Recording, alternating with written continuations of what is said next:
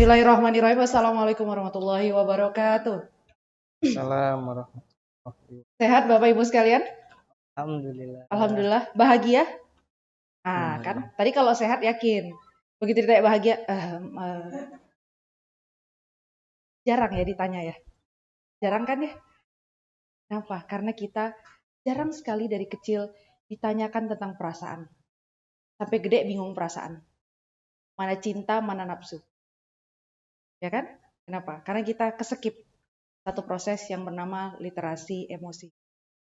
Ya, jadi nanti kita akan coba bahas bagaimana hubungannya ayah bunda mendukung perkembangan pendidikan anak-anak, bukan sekedar akademik, tapi juga dalam berbagai hal. Oke, boleh materinya? Ya, baik. Bismillah. Alhamdulillahil karimir rahman alamal Qur'an khalaqal insan alamahul bayan. Asyhadu an la ilaha illallah wa asyhadu anna Muhammadar Rasulullah. Allahumma ati nufusana taqwaha wa zakkiha anta khairu man zakkaha anta waliyuha wa maulaha rabbana zidna ilman nafi'an. Baik, Bapak Ibu sekalian ya, izinkan saya memperkenalkan diri dulu. Saya Putri Rizky Ardina. Kita masih satu yayasan ya, di bawah Yayasan Pusat Peradaban Islam. Tapi saya sebagai HR Manager di Akal Islamic School yang setara dengan SMP dan SMA ya. Tempatnya di Jonggol buat yang perempuan, di Purwakarta buat yang laki-laki.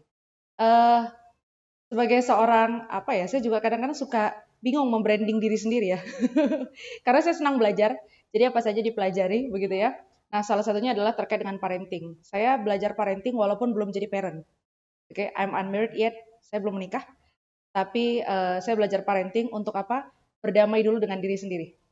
Karena satu prinsip saya, apa yang saya rasakan tidak boleh dirasakan oleh anak-anak saya. Saya pastikan diri saya pulih, kemudian baru saya yakin bisa mendidik keturunan dengan lebih baik, insya Allah. Oke, jadi saya disclaimer dari awal, jangan sampai ada pembicaraan. Pembicara juga belum nikah, iya memang belum, makanya saya kasih tahu duluan. Ya, tapi saya punya keyakinan menyampaikan tentang parenting nggak harus jadi parent dulu, menyampaikan tentang pernikahan nggak harus nikah dulu. Sama halnya seperti menyampaikan tentang kematian nggak harus mati dulu, ya kan? Karena kalau mati dulu gimana caranya? Jadi ilmu tetap ilmu, keluar dari mulut seorang perampok sekalipun. Ya, tapi saya bukan perampok, enggak, saya nggak maling asli. Ya, jadi nanti kita diskusi saja ya. Baik, Bismillah. Boleh next. Nah, kan Bapak dan Ibu menyekolahkan anak di sini pasti tujuannya satu. Apa tujuannya? Agar ini ada direkturnya nih, Ustadz, tolong didengarkan Ustadz. Tujuannya memasukkan anak ke SHQ. Apa Bu? Saya lebih suka diskusi nih, dua arah. Memasukkan anak ke SHQ sekolah hafiz Quran, tujuannya apa? Oh, hafalannya nambah. Oke, berarti mau anaknya jadi penghafal Quran seperti itu. Kemudian apa lagi? Biar berakhlak baik. Oke, akhlak baik. Oke, boleh kita ini terima dulu. Ada lagi dari bapak-bapak? Tapi memang bapak-bapak itu di dalam Quran lebih banyak dialog laki-laki apa perempuan dalam Quran? Laki-laki. Ya, 13 lokasi berbicara tentang dialog bapak dan anak. Hanya 2 lokasi yang berbicara tentang dialog ibu dan anak. Betul, perempuan dikasih anugerah cerewet. Tapi bapak-bapak ngomong dikit tapi penting. Itu kenapa di Quran lokasinya sampai 13. Tapi kalau bapak-bapak bawel aneh juga ya. Saya pernah marahin ustadz saya punya ustadz, saya marahin, Ustadz, jangan bawel-bawel, kenapa sih? Kenapa Putri? Ustadz laki-laki itu tugas saya, jangan ustadz. Ya, jadi bapak-bapak penting untuk berbicara. Nah, kita lihat dulu ayatnya ya. A'udzubillahi minasyaitonirrajim dari surah Toha ayat 132. Wa'mur ahlaka bis-shalah. Wa'mur, perintahkanlah siapa? Ahlak, keluargamu. Dari keluargamu bis-shalah, untuk mendirikan sholat. Wastabir 'alaiha, dan bersabarlah dalam mengerjakannya. Pertanyaan saya, jujur deh. Sholat tuh berat apa ringan? Berat apa ringan, Bu? Jawab ringan nanti sombong banget gitu ya. Bapak-bapak, sholat ringan atau berat, Pak? Sholat 5 waktu, berat nggak? Berat. Sholat di masjid, berat nggak? Berat, apalagi bapak ya, sunnah muakkad. Kemudian, sholatnya harus berjamaah, berat nggak? Berat. Itu padahal kita di Indonesia. Masjid di mana-mana, tempat wudhu nggak dikunci. Ada yang pernah mendapatkan perjalanan ke luar negeri, ke negeri minoritas? Saya punya teman, tinggal di Jepang, kalau mau sholat Jumat, dia harus 2 jam sebelum sholat Jumat harus naik sepeda ke kota. Karena masjid terdekat adanya di kota. 2 jam sebelum sholat Jumat. Bapak-bapak di sini 15 menit sebelum wudhu juga masih di kantor dulu. Bukan di sini, bapak-bapak di sini mah enggak insya Allah ya. Di luar sana, oke? Nah, jadi bersabar melakukannya. Karena memang berat. Sholat itu adalah lakabiratun. Berat. Urusan yang sangat gede. Illa alal khashiin. Kecuali orang-orang yang mau khusyuk. Ya, mau khusyuk. Kemudian, la nas'aluka rizqan. Kata Allah, kami enggak minta rezeki kepadamu. Nahnu narzukuka. Kami yang rezekikan kepadamu. Maka perkara rezeki, baik rezeki diri sendiri maupun keluarga, sudah pasti ada dijamin oleh Allah. Jadi jangan tinggalkan sholat hanya perkara rezeki. Oke? Lebih baik tinggalkan pekerjaan, baru dulu kan sholat. Ya. Anak-anak yang terlahir di dunia semua punya rezekinya. Ya. Rezeki anak lewat siapa? Orang tua. Rezeki kita dulu lewat siapa? Orang tua kita. Begitu ya? Nah, nahnu narzukuk ini sampai ayatnya begitu. Kamu itu nggak usah kejar-kejar rezeki, kami yang kasih. Nahnu narzukuk. Wala akibatul taqwa, dan akibat yang baik itu adalah bagi orang yang bertakwa. Maka kita lihat awal dari ayat ini. Perintahkan keluargamu mendirikan sholat. Maka orang tua itu punya peranan besar dalam menegakkan ibadah dan akidah anak-anaknya. Pertanyaan saya, ada yang pernah tahu Bapak Ibu hadis tentang menyuruh anak sholat usia berapa? Jika anak sampai usia 7, maka perintahkan dia untuk sholat. Kemudian lanjutannya, jika sampai usianya 10 tahun dan dia tidak melaksanakan sholat, maka pukullah. Betul? Pertanyaan saya, yang di-highlight pukulannya apa usianya? Pukulannya apa usianya? Usianya atau pukulannya? Saya pas baca hadis ini, saya bilang hadis ini tuh bukan buat anaknya, buat orang tuanya. Anak diperintahkan sholat usia 7 tahun. 10 tahun tidak sholat, anak dipukul. Itu seharusnya yang dipukul orang tuanya. Kenapa dari 7 sampai 10 tahun anaknya nggak bisa-bisa terbiasa sholat? Kemana Bapak Ibu? 3 tahun loh. 3 tahun. Saya belajar manajemen. S2 saya ngambil manajemen bisnis. Yang namanya transformasi, itu 3 tahun udah jadi. Tahun pertama unfreezing, tahun kedua moving, tahun ketiga refreezing. Anak 3 tahun nggak bisa biasa sholat, orang tuanya kemana? Jadi hadis tadi, pukullah anak ketika usia 10 tahun nggak bisa melaksanakan sholat, pukullah anak. Itu sebenarnya yang dipukul orang tuanya. Kenapa sampai bisa 3 tahun anaknya nggak sadar-sadar sholat? Jadi itu tanggung jawab kita sebagai orang tua. Ya, next. Boleh? Nah, apa peran orang tua dalam menjaga fitrah anak? Kalau tadi dari ayat Quran, saya ambil dari hadis. Ini pasti masyhur sekali. Kullu mauludin yuladu alal fitrah, fa'abawahu yuhawwidanihi. Setiap anak itu terlahir dalam keadaan fitrah. Kita selama ini dicekoki bahwa fitrah itu adalah seperti kertas putih yang polos. Ya, bahasa ininya apa sih? Lupa. Of Klarung ya, kalau nggak salah. Jadi kita dikasih ini, pencucian otak. Bahwa anak-anak lahir itu seperti kertas putih, tergantung apa yang ditulis di atasnya. Begitu kan? Bukan. Kalau kita merujuk pada redaksi hadis, fitrah. Fitrah itu terdiri dari 2. 1, dia mengenal Allah sebagai Tuhannya. 2, dia mengenal dirinya sebagai hamba Allah. Itu fitrah. Itu fitrah. Lalu kemudian akan dijabarkan lagi ada 8 jenis fitrah. Ya. Ada fitrah sosial, fitrah seksual, kemudian fitrah keindahan. Nah, itu banyak lagi. Saya juga belajar itu, fitrah based education ya, dari karyanya Ustadz almarhum Haris Santosa. Nah, jadi anak-anak itu lahir dalam keadaan fitrah. Dia kenal siapa Tuhannya dan dia kenal siapa dirinya. Siapa yang merusak? Fa'abawahu. Kedua orang yuhawidanihi, dijadikan Yahudi. Yahudi nyembah apa? Yahudi nyembah apa, Bapak Ibu? Menyembah apa? Kalau Majusi menyembah api, ya. Nasoro menyembah patung. Yahudi menyembah apa nih? Ini kita kalau tarik sejarah Yahudi panjang sekali ya. Nah, jadi ini sebenarnya mewakilkan masing-masing kesesatan. Jadi kalau kita lihat surah Al-Fatihah, terakhir bunyinya adalah ghairil maghdubi alaihim walad dolin. Al-maghdub yang dimurkai itu merujuk kepada Nasoro, ya. Kemudian ad-dolin orang yang disesatkan, al-maghdub orang yang dimurkai itu merujuk kepada Yahudi, ya, karena mereka itu merusak undang-undang yang dibuat oleh Allah. Dan ad-dolin orang yang disesatkan itu merujuk kepada Nasoro, orang yang mengubah-ubah ajaran Nabi Isa alaihis. Oke, jadi anak itu terlahir dalam keadaan fitrah. Dia kenal siapa Tuhannya, dia kenal siapa yang merusaknya? Orang tuanya. Ya. Orang tuanya yang nanti membuat dia berpikiran Yahudi, berpikiran Majusi, berpikiran Nasrani. Contoh, yuk nak, ulang tahun kan, ayo kita rayakan. Tiup lilin. Siapa yang menyembah api? Majusi. Jumat Cisa. Orang tuanya mengajarkan anak. Jadi penyembah api. Ayo ulang tahun nyanyi, tiup, 1, 2, 3, make a wish. Ya, hati-hati. Syirik itu kecil sekali masuknya. Pelan. Ya, hati-hati. Oke, next. Nah, apa tantangan kita dan solusinya? Ya, ini saya coba rumuskan. Pertama, berkaitan dengan peran orang tua terhadap anak, ya, terhadap pendidikan anak. Pertama, ini kita tidak menjudge siapapun. Mari kita lihat diri kita sendiri. Tantangan masa ini, satu, kurangnya waktu berkualitas dengan anak. Betul? Bapaknya lagi sibuk kejar karir, ibunya kejar kurir. Paketnya banyak. Betul nggak, Pak? Paket ibu-ibu banyak nggak, Pak? Senyum-senyum bapaknya, saya kasih tahu. Bapak-bapak senyum-senyum, ya. Jadi, kurang waktu berkualitas. Nah, ini saya lihat nih, ibu-ibunya sebanyak ini kan, bapaknya 3 orang, Masya Allah. Ini mudah-mudahan diberkahi bapak-bapak yang hadir di sini. Karena memang, entah mengapa, ya, kenapa dalam jumlah kajian itu bapak-bapak sedikit. Tapi kayaknya ini berkaitan sama surga dan neraka. Ya. Di surga itu banyak perempuan, di neraka juga banyak perempuan. Ya. Laki-lakinya sedikit, laki-lakinya sedikit. Termasuk di sini banyak perempuan kan, lebih banyak perempuan. Ya. Saya masuk di komunitas forum lingkar pena. Saking isinya perempuan semua diganti forum lingkar perempuan. Saking isinya perempuan semua. Ya. Nah, jadi kurang waktu berkualitas dengan anak. Anak itu merasa kurang diperhatikan dan terputus dari orang tua. Bapak Ibu sekalian, mohon maaf. Kita adalah korban dari kondisi ini.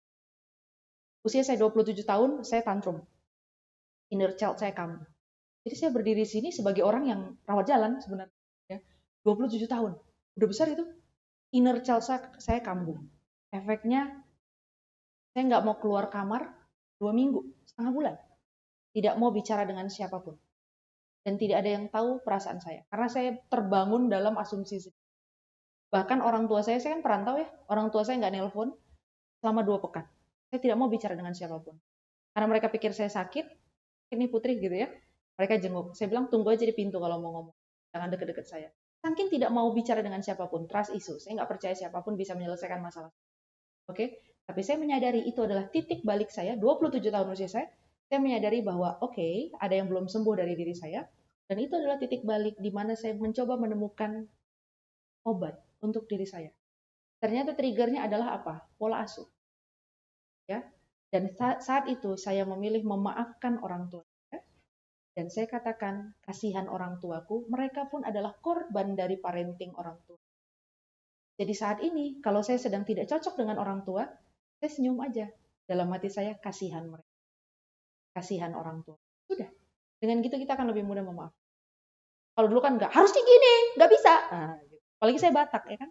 Batak tuh kan, ada orang Batak kan di sini. Saya Batak asli. Pure blood, ditarik ke atas nggak ada Bataknya. Gitu ya. Jadi ada banyak hal, ibu saya wanita bekerja, ayah saya juga bekerja, jadi memang harus diakui saya banyak kehilangan bonding dengan orang tua. Kemudian usia saya 11 tahun saya ditaruh pesantren, setelah itu saya 6 tahun di pondok, 5 tahun saya kuliah di Medan, ya kembali ke rumah orang tua, tapi kondisi psikologis juga tidak membaik, karena again ya saya nggak suka dikerasin, tapi orang tua saya sangat keras sebagai orang Batak, dan pola pendidikannya sekeras itu. Kemudian 8 tahun saya merantau sampai hari ini. Dan sebenarnya hari ini adalah hari resign saya. Jadi saya baru dari Jonggol. Ini hari resign saya mengisi di sini. Ya. Jadi saya insya Allah akan kembali ke Medan setelah 8 tahun. Kenapa? Berbakti kepada orang. Ambil ridhonya insya Allah. Ya. Nah, jadi solusinya apa? Bapak Ibu aturlah waktu dan prioritas. Libatkan anak-anak itu buat waktu khusus belajar dan mengajari anak. Pak, Bapak duduk 10 menit saja sama anak. Itu beda rasanya dengan anak 10 menit sama ibu. Benar nggak, Bu? Benar ya? Kenapa? Karena sama Bapak jarang. Jadi sekalinya dapat mahal. Ya. Jangan hari libur Bapak main golf. Jangan, Pak. Ini nanti anak-anaknya yatim status. Saya pernah ngajar di TK. Ya, anak ini pintar sekali. Orang tuanya menikah beda usia. Lebih tua ibunya sekitar 10 tahun daripada bapaknya. Jadi bapaknya masih forever yang gitu ya. Masih muda sekali. Anak ini masih sekitar 6 tahun lah usianya. Kemudian anak ini ikut lomba hafiz Quran ya, kayak gini lah kurang lebih ya. Dia menghafal Quran. Anaknya cerdas sekali. Anaknya cerdas, namanya Khalid, murid saya. Saya pegang langsung anak ini. Kemudian dia ikut audisi hafiz Quran, ditanya sama Ustadz Bahtiar, waktu itu Ustadz Bahtiar ke Medan. Siapa yang mengajarkan kamu baca Quran? Umi. Yang nemenin kamu belajar Quran? Umi. Loh, abinya mana? Nggak ada. Saya kan kaget. Saya bilang sama gurunya, maaf Ustazah, ini dia yatim apa gimana gitu. Karena dia bilang abinya nggak ada. Ternyata bapaknya hari Senin sampai Jumat itu bekerja, hari Sabtu dan Ahad bukannya family time malah pergi main golf. Jadi hampir di rumah itu anak tidak merasakan sosok bapak. Secara fisik ada, tapi dia secara peran hilang. Ini namanya yatim status. Ya, fisiknya ada, statusnya ada, perannya hilang. Dua nanti yang merusak. Daddy issue dan fatherless issue. Oke, fatherless itu anak-anak yang kehilangan peran bapaknya. Yang kedua adalah daddy issue, anak-anak yang bapaknya ada tapi bermasalah dengan bapak. Ini akan bahaya sekali kalau terjadi di anak perempuan, daddy issue. Nanti gedenya susah percaya laki-laki. Atau lebih gampang dibodohi laki-laki. Itu anak-anak daddy issue begitu. Saya punya teman-teman daddy issue soalnya. Dan mereka mengaku, kami pulih bersama gitu. Saya nggak daddy issue insya Allah ya, saya nggak daddy issue. Tapi teman saya daddy issue. Oke, saya isunya beda. Saya trust issue. Oke, nah jadi buat waktu khusus untuk bonding sama anak. Yang kedua, pengaruh negatif teknologi dan media. Bu, Pak, hari ini Bapak dan Ibu bisa jaga fisiknya. Tapi otaknya dipengaruhi TikTok, YouTube. Ya. Apa tuh namanya? Skidi pap toilet, entah apa-apa itu. Gila-gilaan itu. Waktu saya S1, saya belajar ilmu komunikasi. Kami belajar bagaimana pesan merusak otak manusia. Yang paling kencang merusak itu adalah audiovisual. Karena telinga dikasih respon, ya, telinga dikasih stimulus, kepala dikasih stimulus. Rusak itu. Sementara Quran bilang, Allah menjadikan pendengaran, penglihatan dan hati nurani. Walladzi, dia yang menciptakan as-sam'u, pendengaran. Nomor satu pendengaran. Maka hati-hati dengan apa yang didengar sama anak-anak kita. Karena ilmu pertama kali masuk lewat pendengaran. Dan Allah menciptakan indera yang pertama kali aktif itu pendengaran. Nanti terakhir aktif waktu meninggal juga pendengaran. Maka orang meninggal itu walaupun dia sudah mati seluruhnya, nanti yang paling terakhir aktif itu telinganya. Dia masih bisa mendengar. Dan itu hadisnya ada. Oke? Nah, Allah menjadikan pendengaran, lalu penglihatan, dan hati nurani, afidah. Qalilan ma tashkurun. Sedikit sekali dari kalian yang bersyukur. Kenapa? Lihat, kalau ini negatif, udah pasti di sini negatif. Masuk lagu-lagu nggak benar, masuk musik-musik nggak benar, pesan-pesan yang jelek, komunikasi yang jelek. Orang tuanya bicara tidak memikirkan kondisi anaknya. Masuk nih negatif dari telinga. Matanya lebih parah. Dia nonton yang nggak benar, dia lihat kekerasan. Nauzubillah min dzalik. Kalau sini negatif, sini negatif. Al-afidah. Afidah itu hati nurani, yang tugasnya memutuskan yang benar. Ini udah pasti salah. Sudah pasti dia memutuskan yang salah. Pasti. Kayak mana kalau satu positif, satu negatif? Di sini hukum matematika, positif ketemu negatif? Negatif, nggak ada positifnya. Terus negatif-negatif bisa positif? Nggak bisa, nggak berlaku kalau gitu. Oke? Jadi hati-hati, anak-anak sering terpapar dengan konten itu. Walaupun Bapak Ibu jaga fisiknya, kuman itu masuk, racun itu masuk lewat mana? Lewat handphone. Ya? Anak Bapak Ibu bisa dicuri oleh orang lain hanya dari jaringan. Makanya sekarang anak 14 tahun kabur dari rumah. Tiba-tiba udah di kampung orang. Kenapa? Pikirannya yang dicuci, otaknya dicuci. Kenapa? Orang tuanya tidak berperan di rumah. Dia merasa mendapatkan kenyamanan dan ketenangan dari, saya baru ngadepin murid saya nih. Jadi di Aklis itu, kalau ada kasus-kasus kerat, ya, kasus-kasus kelas berat itu, dikasih ke saya. Baru-baru ini, belum sampai seminggu yang lalu, saya nanganin kasus. Anak ini ada kecenderungan, mohon maaf ya, saya buka saja, ada kecenderungan menyukai sesama. Ya, SMP Pak, SMP Bu. SMP, perempuan loh ini yang saya tanganin. Saya ngambil sertifikasi terapis untuk emotional training, emotional healing. Namanya DEP terapi. Saya ngambil sertifikasinya tahun lalu di Bandung. Hari ini sebenarnya upgrading. Tapi karena saya ngisi kajian ini, jadi saya tinggalin dulu upgradingnya ya. Jadi saya ngambil sertifikasi itu. Waktu saya terapi, apa yang keluar? Keluar adalah ternyata sejak kecil dia disiksa secara fisik oleh ibunya, disiksa secara verbal oleh ibunya, ibunya tidak segan mengatai bodoh, goblok, tolol, tidak berharga, dan segala macam. Dan bapaknya tidak bisa memberikan jaminan keamanan. Bapaknya bilang, bapaknya baru berani melerai kalau dia dan ibunya udah teriak-teriak. Mana marwah bapaknya?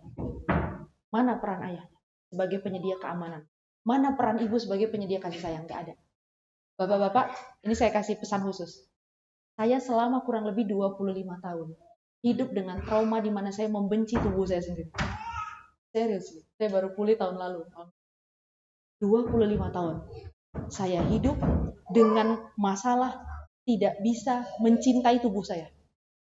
Tidak bisa mencintai tubuh saya. Jadi kalau saya ngaca, saya nggak pernah mau ngaca. Tahu di mana masalahnya Bapak Ibu sekalian? Waktu kecil saya kena body shaming. Bukan orang tua saya yang melakukan, tapi orang lain. Tetangga saya. Itu kalau jumpa sekarang pengen saya giniin mulutnya. Ya, makasih gitu ya. 25 tahun saya survive dengan masalah itu. Usia saya sekarang 31. Baru sembuh tahun lalu. Jadi dari usia 5 tahun saya dapat trauma itu, 25 tahun kemudian baru saya nemukan cara untuk pulih. Lama, lama Pak. Efeknya apa? Saya kasih tahu. Saya jadi merasa nggak berharga. Dengan semua prestasi saya, nggak ada harganya. Anak perempuan perlu dipuji di mana cantik. Saya kasih tahu ayah saya, ya, tolong obatin saya dengan cara ini, bla bla bla. Saya kasih tahu orang tua. Ya bapak saya old style ya, dia bilang udah usia 60-an juga. Dia bilang, kalau ayah nggak perlu itu. Yang penting kau baik, kau berprestasi, kau pintar, kau sekolah dengan baik. Oh oke. Berarti obatnya nggak bisa dari ayah saya. Saya pikir kan, nggak boleh kita menyerah. Saya jumpai teman-teman saya yang perempuan. Perempuan, laki-laki nggak mau. Kalau laki-laki saya tampal. Ya, saya bilang sama teman-teman, bantu aku sembuh dong. Kenapa Put? Ya, aku nggak menghargai tubuhku. Karena ayahku nggak pernah kasih tahu betapa cantiknya aku. Dia nggak pernah kasih tahu apa yang menarik dari diriku. Bagi dia yang penting anaknya baik, sehat, pintar, berprestasi, gak nakal, udah selesai. Dan Aisyah menyatakan itu, walaupun saya minta tolong bantu obatin dengan cara memuji fisik. Dia nggak mau, karena dia menurut dia nggak penting. Ya udah nggak apa-apa, saya nggak ada masalah. Saya jumpain teman saya yang cewek-cewek. Coba kasih tahu, apa yang kau suka dari tubuhku? Oh, ada kasih tahu. Put, aku suka matamu, Put, aku suka hidungmu, aku suka ini. Oke. Sampai seluruh tubuh saya mendapat apresiasi. Itulah cara saya sembuh. Dan sekarang saya kalau bercermin, saya tersenyum. Kalau dulu saya lihat cermin itu kayak gitu. Serius. Kenapa? Akibat body shaming. Bapak tidak pernah mengapresiasi visual anaknya. Termasuk istri, Pak. Itu kenapa istri tiap hari nanya, Pak, aku cantik nggak? Jawab aja walaupun bohong, cantik kan. Gitu. Ya. Perempuan itu tahu dibohongin tapi dia suka. Betul ya, Bu? Ya kan? Gak usah malu-malu, kan kita perempuan juga. Perempuan itu dia tahu dia dibohongin, tahu dia digombalin, tapi dia suka, ya. Apalagi kalau dia dipuji secara visual. Bajunya bagus, warna bajunya hari ini bagus. Walaupun Bapak nggak tahu itu namanya fuchsia atau pink atau magenta, Bapak nggak tahu.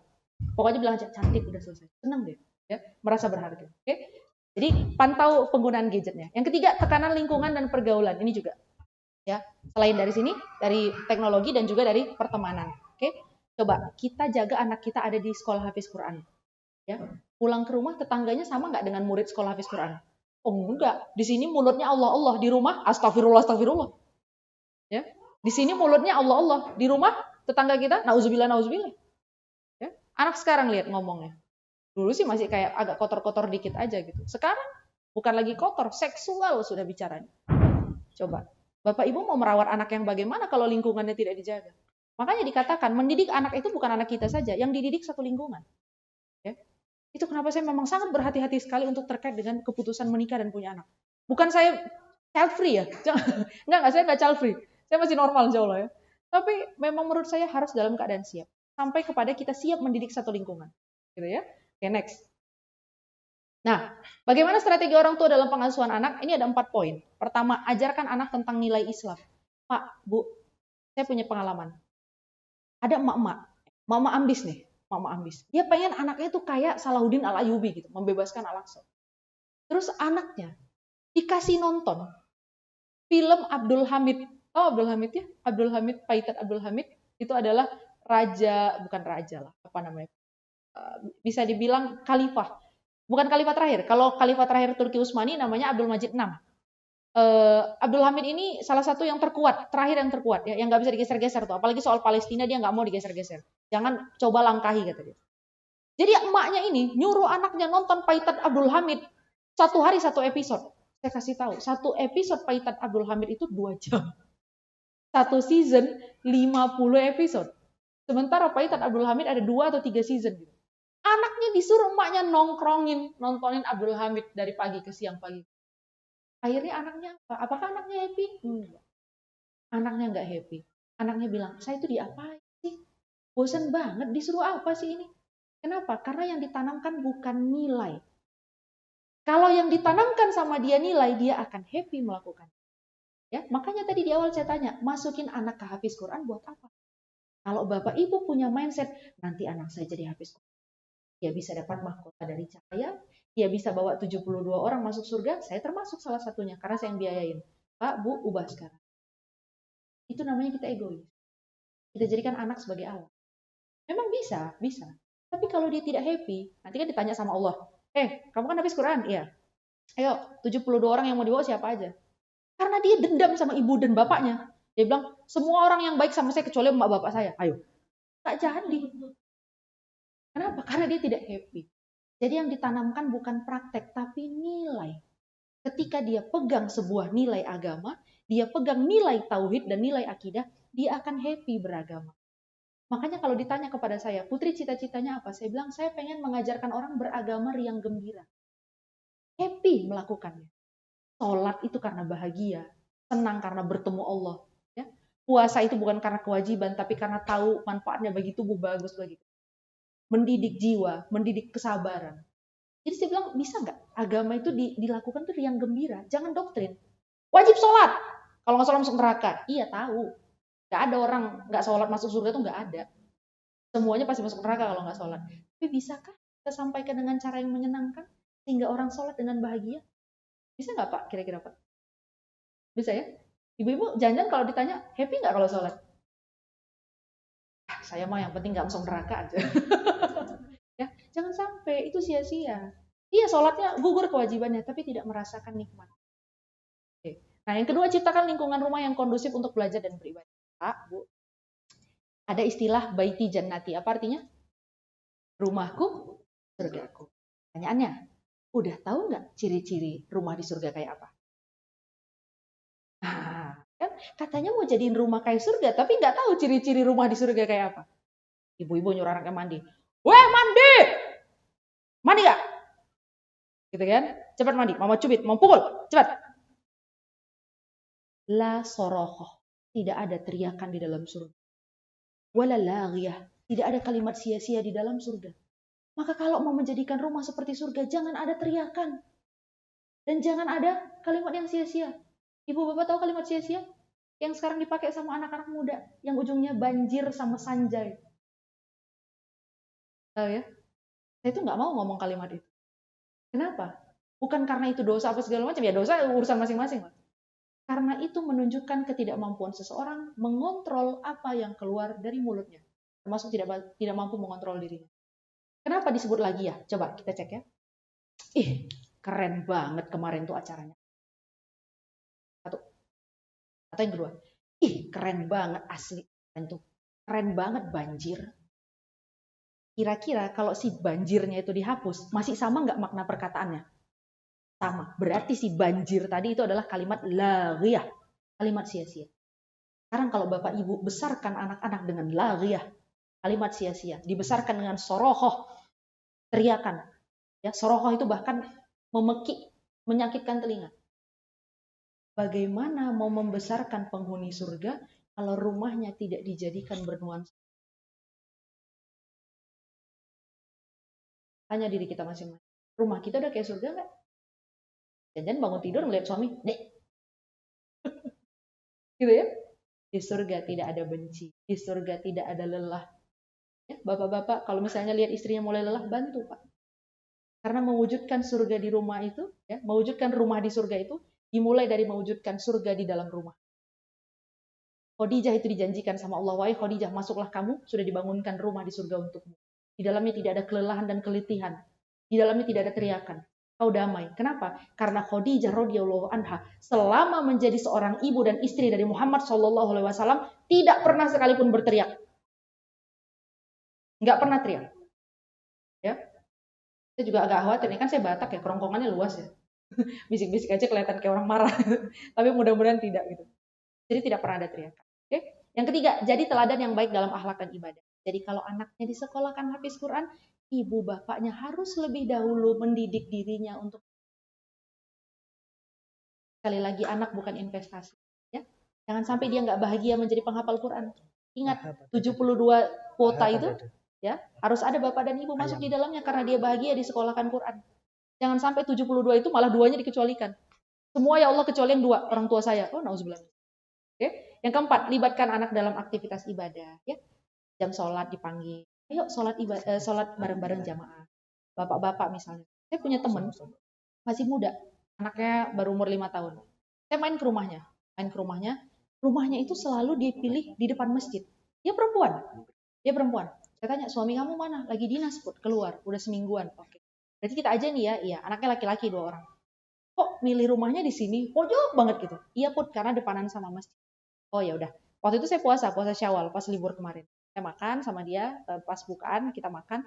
Put, bawa mukena nggak? Bawa, saya bilang. Kita sholat di masjid ya. Oh boleh. Gak usah di rumah. Padahal kan perempuan mau wajibnya di mana? Ya di rumah aja kan, lebih baik di rumah kan. Begitu kami berbuka, kami wudhu, kami langsung ke masjid. Jadi saya sama dia bawa anaknya yang 2 lagi itu sholat ke masjid. Anaknya itu begitu azan langsung tahu ke masjid. Dia bilang apa? Alasan saya mencari rumah di dekat masjid adalah agar saya lebih mudah mendidik anak laki-laki pergi ke masjid sejak dini. Itu alasan dia. Dia perempuan. Anaknya 2 laki-laki. Tapi dia mau setiap 5 waktu sholat, dia bawa anaknya ke masjid. Walaupun masih kecil-kecil begitu. Walaupun kadang kayak, mau ini, mau. Waktu anaknya pergi ya, bajunya masih kelember-kelember kemana-mana gitu ya. Tapi dia melakukannya dengan senang. Dia bilang, aku sholatnya di masjid pun. Karena harus mendidik anak-anak laki-lakiku sholat di masjid. Itu saya salut sekali. Usianya kurang lebih sama dengan saya. Tapi Masya Allah komitmen. Nah, jadi libatkan dalam ibadah. Oke, apa dampak positifnya kalau Bapak, Ibu, Ayah, Bunda ini bergabung ya dalam satu proses perkembangan anak? Pertama, membangun karakter anak yang saleh dan saleh. Solih dan solihah itu tidak serta-merta didapatkan. Bonus jeng-jeng solih. Ya. Ya, udah hafal Quran berapa? 30 juz, jreng-jreng solih. Nggak bisa. Solih dan solihah itu karakter yang dibangun. Yang kedua, mengokohkan iman dan takwa anak. Ingat, anak-anak kita tidak selamanya di bawah kita. Satu hari bapak dan ibu meninggal dunia, ya, nggak ada yang jamin umur berapa dia lepas dari kita, nggak ada yang jamin. Maka siapkan dia menjadi seorang mukmin sedini mungkin. Kalau bisa dia sudah mukmin sebelum balik. Dia harus menjadi mukmin sebelum akil. Itu artinya keimanan sudah masuk di dalam jiwanya, bahkan walaupun dia belum tahu dasar-dasarnya, dasar-dasar hukumnya. Ya. Sholat wajib, dalilnya apa? Ada di ayat sekian, itu nanti. Oke? Tapi tanamkan dulu dia mencintai Allah. Dan sholat adalah cara dia menghubungi Allah. Sholat adalah cara dia bercerita kepada Allah. Bapak Ibu sekalian mohon maaf, tolong diperbaiki kalau ada yang masih mengancam anaknya untuk sholat. Ayo sholat. Kalau kamu nggak sholat, Allah marah. Coba, kalau anak-anak ya di kepalanya, itu Allah siapa sih marah-marah mulu? Itu Allah siapa sih nyuruh-nyuruh mulu? Sebel deh. Sampai ada loh anak yang benci Allah, seriusan. Saya punya teman, syukurnya udah tobat sekarang. Bapaknya pengurus pondok, ibunya pengurus pondok. Anaknya nggak pakai jilbab. Ngerokok, mabok, minum-minum. Ya, pergaulannya nauzubillah. Saya bilang, kenapa mbak? Iya, dulu aku waktu kecil nggak mau sholat dipukul. Jadi saya trauma dengan sholat. Trauma dengan sholat loh. Trauma dengan sholat dan trauma dengan agama. Alhamdulillah tobat balik sekarang. Sebelum nikah dapat suaminya solih pula dari orang-orang pondok juga, ya orang-orang ngaji. Alhamdulillah tobat. Sekarang jilbabnya panjang banget, lebih panjang lagi dari saya. Saya bilang, alhamdulillah ini orang balik lagi ke settingan awal gitu ya. Nah, kemudian menghindarkan anak dari pergaulan buruk dan negatif. Ingat, anak itu bukan kayak dimasukin dalam peti kemas. Tidak. Dia dibiarkan hidup dan diberikan imunitas. Kayak kita, anak main aja nggak apa-apa, mau main lumpur, mau main apa, yang penting badannya punya immunity. Nah yang terakhir menjadikan anak sebagai penyejuk hati dan amal jariah. Jadi Bapak Ibu kalau mau menjadikan investasi, jadikanlah investasi akhirat. Kayak ada pemikiran, dulu dari sekolah kan, nanti emak bapak waktu udah tua, balik kamu yang biayai kita ya. No, nanti anak-anak jadi sandwich generation. Ya, dia biayai atas, dia biayai bawah. Dia nggak berani nikah karena takut belum punya biaya membiayai keluarganya, dan dia nggak berani juga nikah karena takut belum bisa memenuhi kebutuhan keluarganya. Saya sadar sepenuhnya, usia saya 31, ya, belum nikah. Dan saya sadar sepenuhnya, kalau nanti saya punya anak di usia berapa gitu kan, bisa jadi di usia dia masih kuliah, saya mungkin sudah masuk di fase yang sudah mulai menurun produktivitinya. Maka saya tidak akan mengandalkan pekerjaan utama saya sebagai karyawan. Maka mau tidak mau bangun bisnis sebagai passive income. Ya. Agar apa? Agar nanti kalau misalnya saya sudah misalnya berhentilah dari satu pekerjaan, ya saya masih punya passive income. Jadi harus memulai bisnis. Itu kesadaran penuh. Itu kenapa saya bilang ke teman-teman saya yang masih lajang, masukilah pernikahan dengan kesadaran penuh bahwa kamu akan masuk ke suatu kondisi di mana di dalamnya ada tantangan. Tidak semuanya bahagia seperti drama Korea, ya. Karena drama Korea juga kadang-kadang ada yang berakhir menderita. Oke, next. Ya, Peran ayah dan ibu dalam pengasuhan, ya ini udah satu lagi terakhir. Ayah bertugas sebagai pemimpin. Jangan kebalik, ibu-ibu sabar kalau bapak-bapaknya lagi agak lambat memutuskan. Itulah beda otak perempuan dan otak laki-laki. Makanya kalau ada perempuan memaksakan cara berpikirnya kepada laki-laki, ya, mending ibu ceburan aja di samudra, Bu. Lebih enak ibu berenang di samudra dibandingkan dengan memaksakan pemikiran perempuan ke dalam kepala laki. Karena sudah beda cetakannya. Sama, Pak. Ya. Jadi hubungan yang baik itu adalah perempuan memahami logika laki-laki, laki-laki memahami perasaan perempuan. Karena Allah ciptakan mesinnya masing-masing kayak gini. Ya. Yang perempuan dibesarkan perasaannya, makanya ibu berfungsi sebagai penyedia kasih sayang. Sedangkan bapak, karena logikanya lebih tinggi, bapak-bapak berfungsi sebagai penyedia rasa aman dan pemimpin di dalam. Jangan kebalik. Jangan kebalik. Ibu-ibu tahu kenapa ada laki-laki yang lemah dalam memimpin keluarga? Karena perempuannya lebih maskulin. Nih, lampu gak diganti. Pak, gantiin lampu dong. Pak, gantiin lampu. Iya, sampai seminggu. Pak, gantiin lampu dong. Sampai 2 minggu. Dia kesel.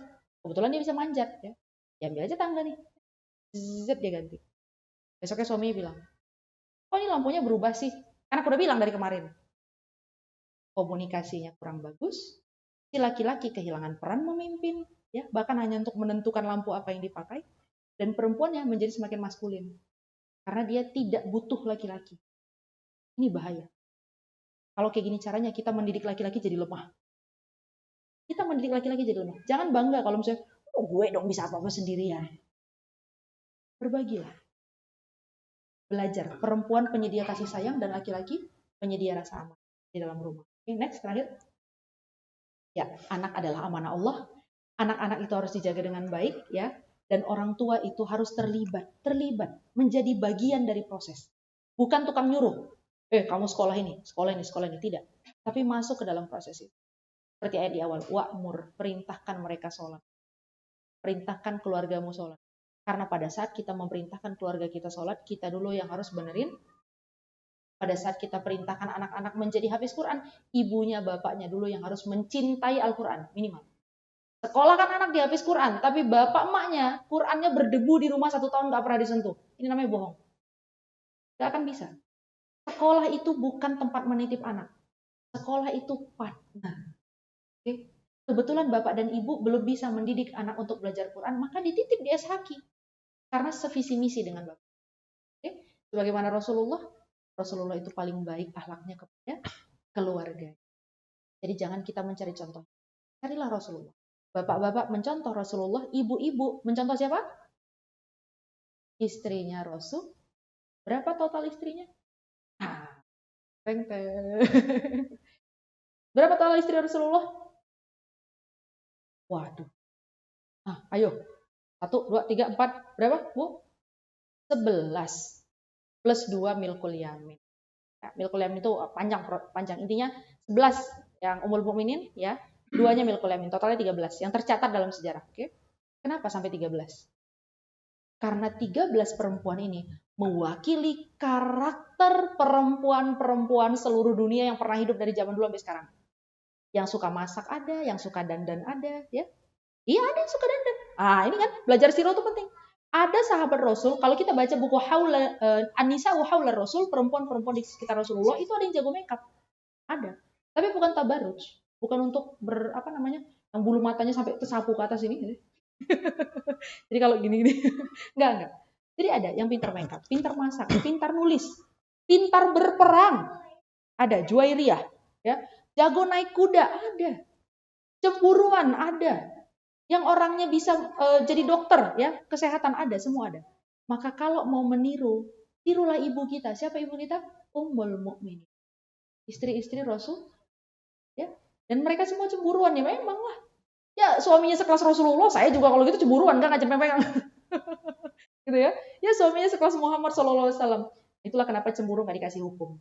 Karena kalau cemburu dikasih hukum, perempuan masuk neraka semuanya. Bener nggak, Bu? Ya.